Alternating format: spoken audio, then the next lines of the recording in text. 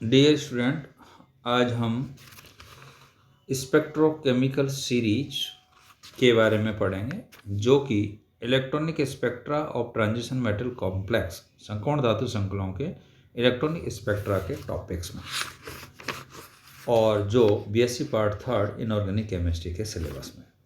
देखिए बच्चों, हमने electronic spectra of transition metal complex के टॉपिक्स में हमने जो है विभिन्न प्रकार के ट्रांजिशंस के बारे में पढ़ा था, जैसे sigma to sigma star transition, pi to pi star transition, non bonding to sigma star transition, non bonding to pi star transition. ठीक, इसके बाद में हमने यहाँ पर संगुण धातुओं में रंग गुण के निर्धारण के लिए हमने दो प्रकार के ट्रांजिशंस पढ़े थे, डीडी ट्रांजिशंस और चार्ज ट्रांसफर ट्रांजिशंस।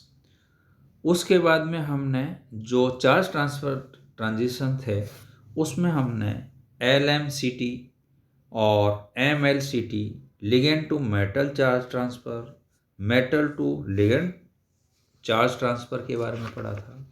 ठीक है, और उसके पश्चात हमने जो डीडी ट्रांजिशन है, उस डीडी ट्रांजिशन में हमने सिलेक्शंस रूल पढ़े थे, spin selection rule, Laporte selection rules. ठीक है, और इन रूल्स के आधार पर हमने ये समझा था कौन सा ट्रांजिशंस अलाउड है, कौन सा नॉट अलाउड है। इसके बारे में भी हमने बहुत ढंग से पढ़ा था, जैसे ये हमने पहले वाले लेक्चर्स में हमने पढ़े थे। फिर ये लापोर्ट सिलेक्शन रूल या जो है स्पिन सिलेक्शन जो रूल थे, इनके ब्रेकडाउन, उनकी कमियां हैं, उनके बारे में भी हमने यहाँ पर बहुत अच्छी तरीके से पढ़ा था, है ना। फिर हमने स्पेक्ट्रोस्कोपिक ग्राउंड स्टेट के बारे में पढ़ा था, और उस स्पेक्ट्रोस्कोपिक ग्राउंड स्टेट के अंदर हमने दो प्रकार की कॉपलिंग पढ़ी थी, जे कॉपलिंग, LS कॉपलिंग, या रसल सेंडर्स RS कॉपलिंग। इसके बारे में हमने यहाँ पर पढ़ा था।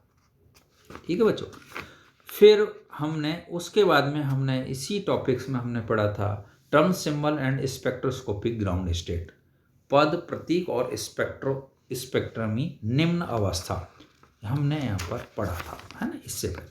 तो ये जो पुराना हमने जो पढ़ा है उसी क्रम में हम जो है, ये बहुत इंपॉर्टेंट टॉपिक है, थोड़ा सा ये हटके भी है, क्योंकि ये बीएससी जो अपने जब तक अभी तक जो पढ़ा था उससे थोड़ा सा हटके थोड़ी सी अलग सी टर्मिनोलॉजी वगैरह यहाँ पर आती है। तो उसी क्रम में हम आज यहाँ पर पढ़ेंगे स्पेक्ट्रोकेमिकल सीरीज।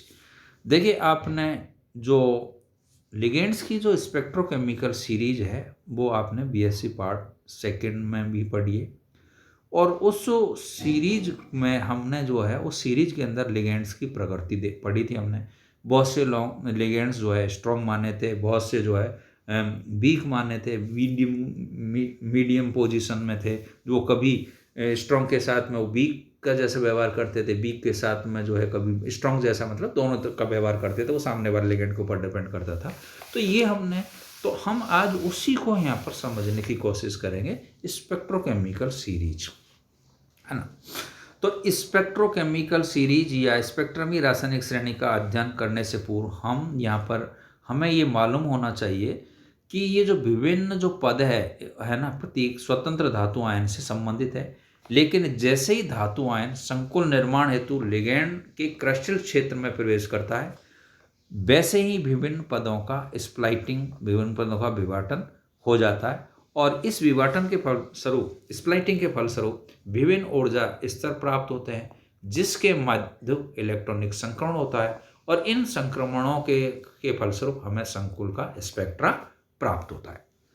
विभिन्न धातु आयन या विभिन्न लिगेंडों के संयोग से निर्मित बहुत से संकुलों के स्पेक्ट्रमों के प्रायोगिक अध्ययन से पता चलता है कि क्रिस्टल फील्ड क्षेत्र विभाजन का मान CFSE, क्रिस्टल फील्ड विभाजन ऊर्जा, मतलब क्रिस्टल फील्ड स्प्लाइटिंग एनर्जी, जिसको डेल से हमने रिप्रेजेंट का मान संक्रमण धातु और लिगेंड की प्रकृति पर निर्भर करता है। CFSE, crystal field stabilisation energy का मान किस पर, धातु आयन और लिगेंड की प्रवृत्ति पर निर्भर करता है। संकुलों के अवशोषण स्पेक्ट्रा में विभिन्न बैंडों का स्थान, पोजीशन डेल के मान पर निर्भर करता है। ठीक है, कुछ लिगेंड मतलब डेल मतलब CFSE के मान को बढ़ाते हैं, उनको हम बोलते हैं प्रबल लिगेंड कहते हैं। और कुछ लिगेंड डेल के मान मतलब CFSE crystal field stabilisation energy के मान को कम करते हैं, उनको हम क्या बोलते हैं, वीक लिगेंड्स कहते हैं। इस प्रकार किसी धातु आयन के साथ विभिन्न लिगेंडों का निर्मित संकुचन, विभिन्न लिगेंडों द्वारा निर्मित संकुलों के स्पेक्ट्रा का अध्ययन करेंगे और लिगेंडों को उनकी प्रबलता के आधार पर एक श्रेणी में व्यवस्थित किया गया और इस प्रकार प्राप्त श्रेणी को हम क्या बोलते हैं, स्पेक्ट्रोकेमिकल सीरीज कहते हैं।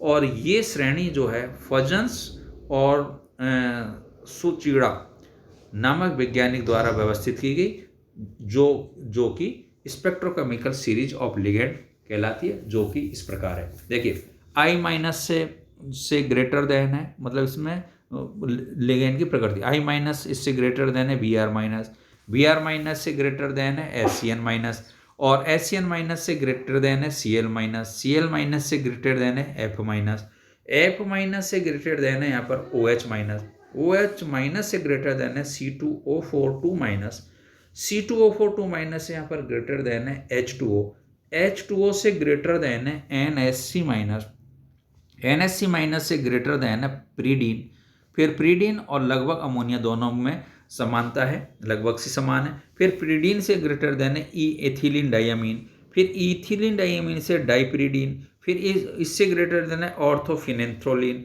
फिर इससे ग्रेटर देन है NO2-, फिर इससे ग्रेटर देन है CN-, और इससे ग्रेटर देन है CO।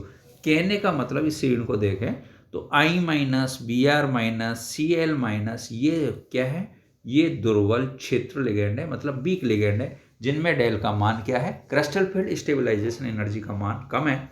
जबकि CO, CN-, NO2- ये प्रबल क्षेत्र लिगेंड्स है और जिनमें क्रिस्टल फील्ड स्टेबलाइजेशन एनर्जी या डेल का मान अधिक है। तो स्पेक्ट्रमी रासायनिक श्रेणी की उपयोगिता यह है कि इस श्रेणी की सहायता से संकुलों के अवशोषण स्पेक्ट्रा की अपेक्षित आवृत्तियां का अनुमान लगाया जा सकता है।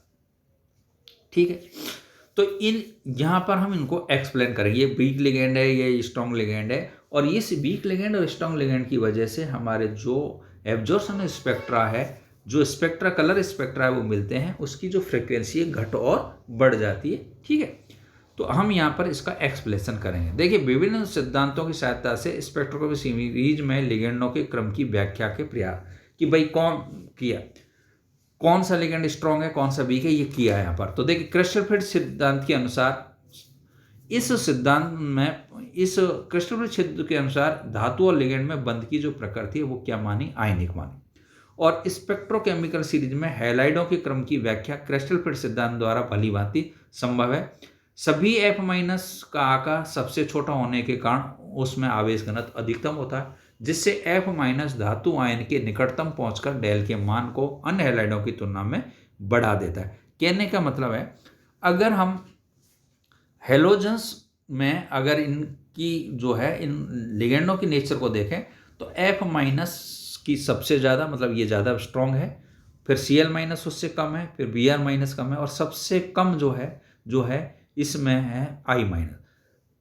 I- का आकार बड़ा होने से धातु आयन में I के मध्य स्थिर विद्युत आकर्षण कम होता है, जिससे इसके डेल का मान भी काफी कम आता है। कहने का मतलब है डेल के मान हेलोजन्स में I-, फिर उससे ग्रेटर देन है Br-, Br- से ग्रेटर देन है Cl-, और Cl- से ग्रेटर देन है F-। तो ये बढ़ता हुआ आवेश घनत्व और बढ़ता हुआ डेल का मान किसके लिए दिखाया, ये हेलोजन्स के लिए, हेलोजन लिगेंड्स के लिए, और इसकी व्याख्या किसने की, CFT। इसी प्रकार संयोजकता बंध सिद्धांत और आणविक कक्षक सिद्धांत के अनुसार व्याख्या explanation on the basis of valence bond theory और मॉलिक्यूलर ऑर्बिटल थ्योरी। तो देखिए ये जो दोनों सिद्धांत हैं, इन्हें मेटल और लिगेंड बंध की प्रकृति को इसने क्या माना था, देखिए क्रस्ट CFT ने तो माना था आयनिक, और इन दोनों सिद्धांत ने मेटल और लिगेंड के बंध की प्रकृति को माना है यहाँ पर कोवलेंट। और ये सिद्धांत धातु और लिगेंड के मध्य में सिग्मा और पाई बंध बनाने को समझाता है। कौन, वैलेंस बॉन्ड थ्योरी और CO कौन सी, MOT थ्योरी। क्रिस्टल फील्ड सिद्धांत धातु लिगेंड को पूर्णतः आयनिक मानता था और यह बात पूर्ण सही है। तो स्पेक्ट्रल सीरीज में ऋणावेशित लिगेंडों में उदासीन लिगेंडों की तुलना में प्रबल होना चाहिए। जैसे OH माइनस लिगेंड H2O की तुलना में अधिक प्रबल होना चाहिए। NH3 की तुलना में H2O को ज़्यादा प्रबल होना चाहिए क्योंकि ऑक्सीजन की विद्युत ऊर्जा नाइट्रोजन से अधिक है। और हैलोजन को प्रबल क्षेत्रीय होना चाहिए। तो यह स्पष्ट क्रिस्टल क्षेत्र सिद्धांत स्पेक्ट्रोकेमिस्ट्री के लिगेंड को व्याख्या में असफल रहा। ठीक है, बॉय नहीं मानता तो अतः लिगेंड के क्रम की व्याख्या संयोजक बंध सिद्धांत आणविक सिद्धांत द्वारा करने का प्रयास किया गया। और किसके आधार पर किया उन्होंने? सिग्मा और पाई बंध के आधार पर। ठीक है, तो यहां पर क्या है, सिग्मा बंध जब धातु के रिक्त कक्षकों से लिगेंड के भरे हुए कक्षकों के इलेक्ट्रॉन युग्म का दान करते हैं तो इस प्रकार लिगेंड टू मेटल, ये एरो दिखा है, सिग्मा बंध का निर्माण होता है। ठीक है, तो किसी धातु परमाणु या आयन में इलेक्ट्रॉन युग्म को दान करने की क्षमता उसकी विद्युत ऋणता पर निर्भर करेगी। कम विद्युत ऋणी तत्व आसानी से अपने इलेक्ट्रॉन युग्म को दाता आयन को दान कर सकता है और प्रबल सिग्मा बंध बनाते हैं, जिससे डेल का मान भी अधिक होता है। और स्पेक्ट्रम देखने से स्पष्ट है कि इनमें दान क्षमता, जैसे हेलोजन से ज्यादा है दान की क्षमता किसमें है? ऑक्सीजन में। ऑक्सीजन से ज्यादा है किसमें? है ना, किसमें है? नाइट्रोजन में। और नाइट्रोजन से ज्यादा किसमें है? कार्बन में। क्यों? क्योंकि हेलोजन की विद्युत ऋणता क्या है? सबसे ज्यादा है, ऑक्सीजन की उससे कम है। तो बढ़ता हुआ सिग्मा बंध दान का क्रम और बढ़ता हुआ डेल का मान, तो जिसमें दान करने की प्रवृत्ति ज्यादा है उसका डेल का मान ज्यादा होगा। यहाँ X माइनस हैलाइड से X माइनस को यहाँ पर है। इसी प्रकार से दूसरा इसमें पॉइंट लिया है लिगेंड टू मेटल पाई बंध का। तो उदाहरण के लिए OH माइनस लिगेंड एक अच्छा सिग्मा और पाई दाता है। OH माइनस में O माइनस आयन के पास पूर्ण भरे p कक्षक होते हैं, और अर्थात O माइनस आयन के पास इलेक्ट्रॉन के 3 लॉन पेयर उपस्थित होते हैं। और OH माइनस लिगेंड अपने एक इलेक्ट्रॉन युग्म को धातु आयन को दान करके यहाँ पर OH और M के मध्य में, मतलब ये दे रहा है, सिग्मा बंध बनाता है। साथ में पूर्ण भरे हुए p कक्षकों से जो है इलेक्ट्रॉन युग्मों को धातु को उपलब्ध खाली T2G कक्षकों में दान कर जो है OH माइनस और मेटल के मध्य में कौन सा बंध बनता है? यहाँ पर पाई बंध का निर्माण करता है। इस प्रकार OH माइनस लिगेंड एक अच्छा सिग्मा दाता होने के साथ साथ कौन सा भी है? पाई दाता भी है। इस प्रकार धातु आयन पर ऋणावेश की अधिकता होने से प्रभावी धनावेश में कमी आ जाती है, जिससे डेल के मान क्या हो जाते हैं? कम हो जाता है। H2O में O परमाणु के 2 लॉन पेयर होते हैं, जिससे H2 एक अच्छा सिग्मा दाता तो है, परंतु OH के समान एक अच्छा पाई दाता नहीं होता है। इस कारण OH माइनस की तुलना में H2 धातु आयन पर प्रभावी धनावेश बढ़ जाता है, डेल का मान भी बढ़ा जाता है। इसी कारण OH की तुलना में H2O क्या है? यहाँ पर प्रबल क्षेत्र लिगेंड है। कहने का मतलब OH माइनस की तुलना में H2O स्ट्रॉन्ग लिगेंड है। ठीक है, नेक्स्ट यहां पर लिया है मेटल टू लिगेंड पाई बंध। देखिए CO, CN minus, NO2 minus आदि सिग्मा बंध के साथ साथ पाई एक्सेप्टर लिगेंड भी है। ठीक है, तो ये पाई लिगेंड्स भी बनाते हैं। तो इस प्रकार के संकुलों में धातु आयन के पूर्ण भरे हुए T2G कक्षकों में से इलेक्ट्रॉन कहाँ जाते हैं? को लिगेंड की खाली पाई स्टार आणविक कक्षकों में स्थानांतरित कर देते हैं। जैसे लिगेंड टू मेटल सिग्मा बंध बन गया, लेकिन मेटल टू लिगेंड जो है पाई बंध का निर्माण करते हैं। इस प्रकार धातु की D कक्षकों में से इलेक्ट्रॉन हटने के कारण धातु में प्रभावी धनावेश में वृद्धि होती है, और जिससे डेल का मान क्या होता है? बढ़ जाता है। अतः डेल का मान लिगेंड के साथ साथ धातु आयन पर अधिक निर्भर करता है, और लिगेंड के समान धातु में भी इसमें लिगेंड के समान धातु आयनों की भी इसमें क्या बनाई गई? स्पेक्ट्रोकेमिकल सिटी यहाँ पर बनाई गई, जो दिखाई गई। देखिए Mn+2 से जो है Mn+2 से ग्रेटर देन है Ni+2, Ni+2 से ग्रेटर देन है CO+2, CO+2 से ग्रेटर देन है Fe+2, Fe+2 से ग्रेटर देन है V+2, और V+2 से Fe+3, Fe+3 से Cr+3, Cr+3 से B+3, CO+3 से Mn+4, Mn+ से MO+3, और MO+3 से RH+3, RH+3 से RU+3, RU+3 से PD+4, और PD+4 से IR+3 और IR+3 से RE+4 और RE+4 से PT+4। उपरोक्त श्रेणी में डेल के मानों को बताती है। मतलब डेल का मान सबसे ज़्यादा किस में होगा? PT+4 में। समझ रहे हो? तो अगर हम इसकी व्याख्या करें, ये जो श्रेणी दी है, किसकी श्रेणी दी है? ये spectrochemical series of metals ion. वो स्पेक्ट्रोकेमिकल सीरीज कौन सी थी? Of ligands ion. तो इसकी बात करें तो धातु समान हो लेकिन ऑक्सीकरण अवस्था भिन्न हो, तो उच्च ऑक्सीकरण अवस्था वाली धातु में डेल के मान क्या होंगे? उच्च होंगे। कहने का मतलब जैसे यहाँ पर अगर हमारा धातु जो है Fe+2 है और Fe+3 है, तो Fe+3 में डेल का मान क्या होगा? ज़्यादा, Fe+2 से। ठीक, ये एग्जाम्पल भी दे रखा है यहाँ पर, है ना। धातु की ऑक्सीकरण अवस्था उच्च होने पर आवेश तो अधिक होता ही है, साथ ही उसका आकार भी कम होता है, जिससे धातु आयन और लिगेंड को अत्यधिक बल द्वारा अपनी ओर आकर्षित करता, जिसके परिणाम स्वरूप डेल मतलब क्रिस्टल फील्ड स्टेबलाइजेशन एनर्जी के मान बढ़ जाते हैं। ठीक, प्रथम संक्रमण श्रेणियों की तुलना में जो फर्स्ट ट्रांजिशन सीरीज है उसकी तुलना में सेकंड और थर्ड ट्रांजिशन संक्रमणों में डेल के मान अधिक होते हैं। इसका कारण है 3D की तुलना में 4D और 5D कक्षक अधिक विस्तृत होती है, डिफ्यूज्ड होती है, मतलब फैली हुई होती है।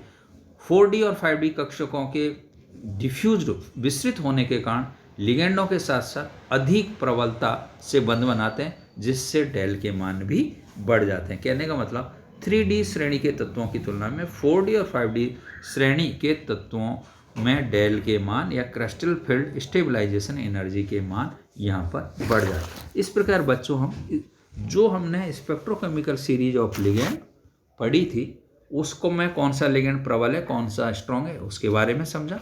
और स्पेक्ट्रोकेमिकल सीरीज, लिगेंडों की स्पेक्ट्रोकेमिकल सीरीज के साथ साथ हमने यहाँ पर spectrochemical series of metal ion वो भी हमने यहाँ पर समझा। आई होप आपको समझ में आए हो। Thank you. Doctor HS Goswami, government college Kota.